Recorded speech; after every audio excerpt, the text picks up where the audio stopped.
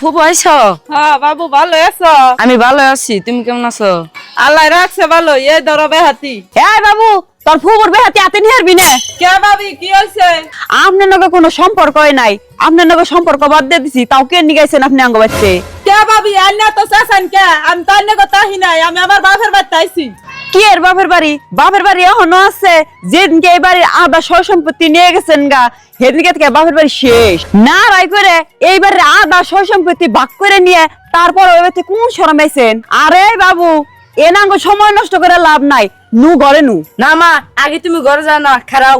কে তুই আবার কি কস? তুমি ফুবুর নগে যে এমন না গাইছ, ফুবু অন্যায় কি করছে? ফুবুর ভাগের সম্পত্তি ফুবু নিছে, তারপরেও ফুবুর এবার তার অধিকার আছে। ছোট মুখে বড় কথা না। এই তুই অধিকার কি বুঝাস? অধিকার কি বুঝাস? এই কি রয়েছে বাবু? ফুবুর মা বাড়িতে উৎপাদ দিতেছে না, আমি এটা কইছি দেখে আমার গাড় ধাক্কা দিয়ে ফালে দিল। আইসে দেখি কি হয়েছে। এই তুই আর ধাক্কাতে ফালে দিলি খা?